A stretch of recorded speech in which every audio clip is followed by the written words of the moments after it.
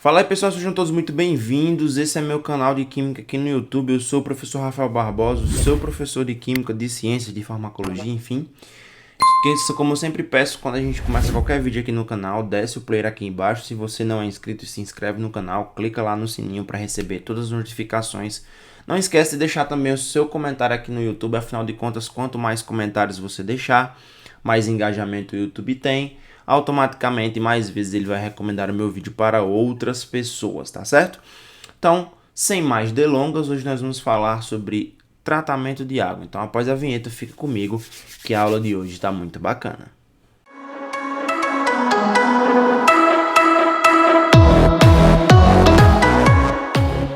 Estaria evidente fazendo aqui uma breve introdução sobre o que está acontecendo, aqui no nosso planeta, Então a gente sabe que apesar da grande quantidade de água existente no planeta, somente 6 litros, de cada 1000 litros de água estão potencialmente disponíveis para o uso do homem. Desses 6 litros, apenas 0,5 litros é destinado ao uso doméstico. Por isso a preservação de nossas nascentes de água é algo imprescindível, tá? O Brasil ele possui 12% de toda a água doce disponível no mundo e existe uma estimativa que em aproximadamente 20 anos a gente teremos uma crise mundial de disponibilidade de água. Isso, observando pelo lado da crise só, pelo lado ruim da história, é uma questão muito complicada, muito complexa, tá?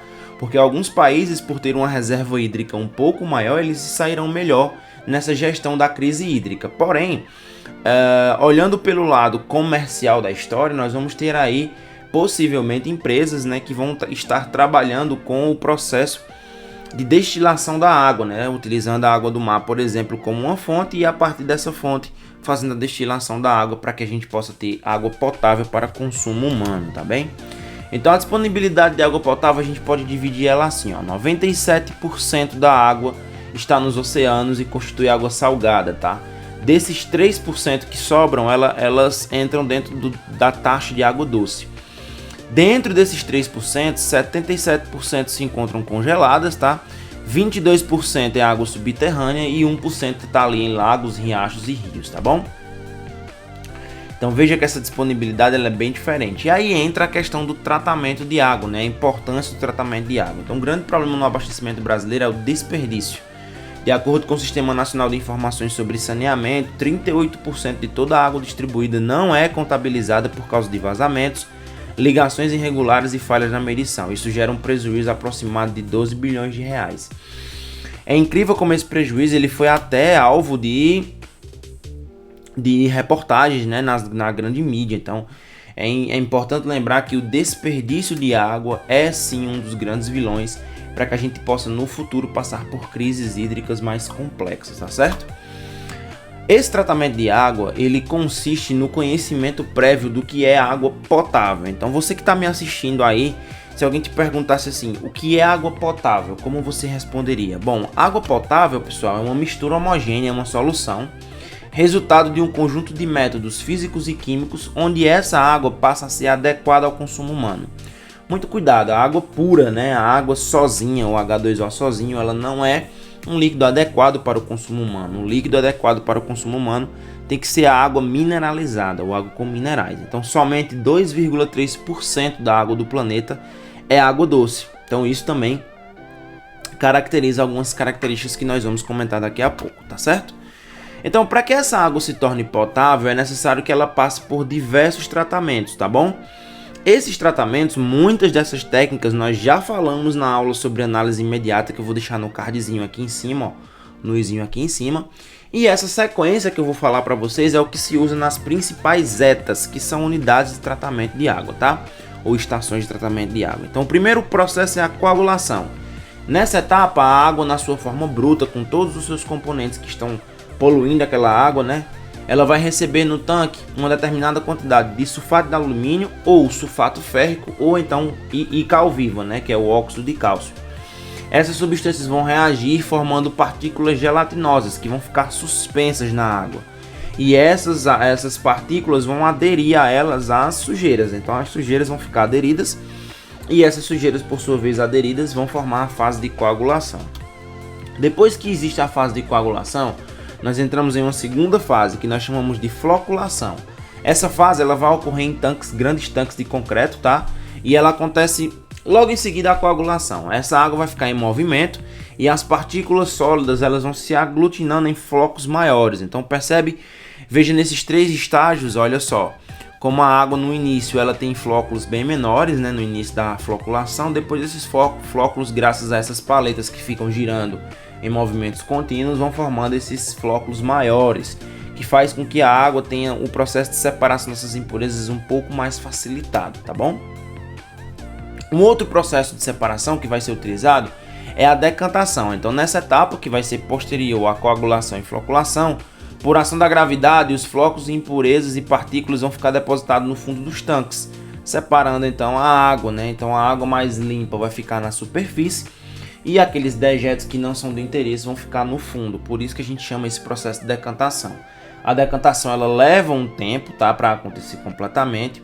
E esse processo de decantação é super importante para separar principalmente os dejetos sólidos que estão na água, tá bem?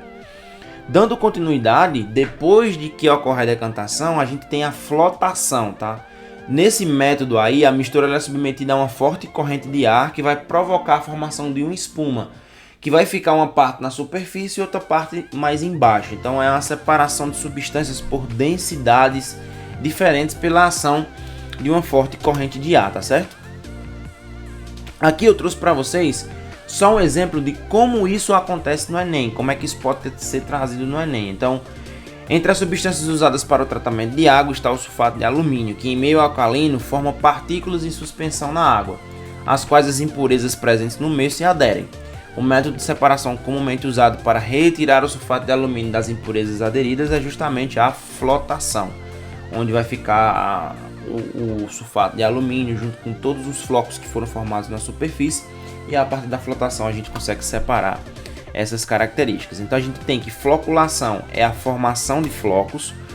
Esses flocos eles podem ser decantados por ação da gravidade, como eles podem sofrer flotação através de uma corrente de ar. Vai depender do tipo de ETA, né, de estação de tratamento de água que nós estamos nos referindo.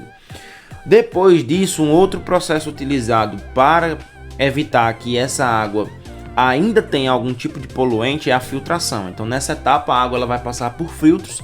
Na maioria das vezes esses filtros eles são formados de carvão ativado, e esse carvão ativado ele tem a capacidade de absorver substâncias, tá? Então ele atua tanto na clarificação da água como também na desodorização, né, tirando os odores, e purificação.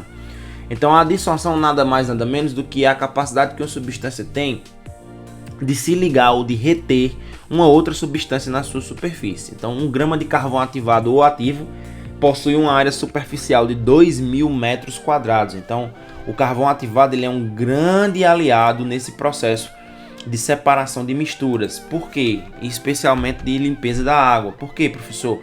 Muito simples, porque o carvão ativado em pequenas quantidades ele consegue ser muito eficiente no processo de separação e de limpeza da água. Bom, e aí um outro processo de separação, de tratamento de água, é a desinfecção. Então nesse processo nós vamos retirar todos os micro-organismos vivos. Bom, basicamente você pode usar 2 procedimentos bem bacanas, mas que tem uma diferença aí no preço entre um e outro. Você pode usar para desinfecção tanto a cloração, que é quando você adiciona compostos de cloro, né? O cloro na água vai ocasionar a morte, né, ou a degradação da parede celular bacteriana, além de outros agentes que podem estar presentes na água. É um forte agente oxidante o cloro, como você também pode utilizar o ozônio, que também é um agente oxidante.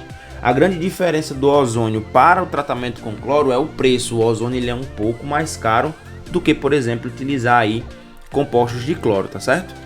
Um outro processo é a fluoretação, que é adicionar flúor, né, ou compostos de flúor na água, cuja finalidade é prevenir a cárie dentária. Esse procedimento é utilizado no Brasil desde 1953 e a concentração de fluoreto é de cerca de 0,7 mg por litro, ou também chamado de 0,7 ppm, tá bom? E aí a gente pode resumir esse tratamento de água da seguinte forma: inicialmente a captação da água vai acontecer. Essa captação da água vai acontecendo, nós vamos ter um processo de pré-cloração que vai constituir a coagulação e a floculação. Logo em seguida ocorre decantação, logo depois filtração utilizando carvão ativado, né? Logo em seguida desinfecção e fluoretação, e no reservatório vai ocorrer o processo que nós conhecemos como correção de pH. Essa correção de pH ela é muito importante, ela pode acontecer tanto aqui no reservatório, como ela pode acontecer também na fase de desinfecção. É importante fazer essa correção de pH, porque se o pH da água estiver muito ácido, né, como é o caso quando acontece pela adição de sulfato de alumínio, isso pode fazer com que a tubulação possa ser corroída. Então essa correção ela tem que acontecer para que a água ela esteja com um pH próximo de 9, para quando chegar na sua casa ela chegar num pH um pouco mais baixo, tá certo? Bom, gente, era isso para falar um pouquinho com vocês sobre o tratamento de água. Não esquece de aqui na descrição me seguir nas redes sociais, lá tem muita informação bacana. Não esquece também de que aqui embaixo tem o meu contato, tem o nosso grupo no Telegram, você pode clicar lá e você vai ser direcionado para o nosso grupo no Telegram. Nesse grupo eu vou sempre postar os vídeos antes para vocês, vou sempre postar algumas informações que são interessantes, tanto em relação ao vestibular quanto ao ensino superior. E digo a vocês que quem quiser me contratar, né, me levar aí para sua cidade, para uma palestra, para algum tipo de evento, aqui na descrição desse vídeo também tem o meu contato. Então é isso, um beijo, um queijo, a gente se vê no próximo vídeo. Tchau, tchau.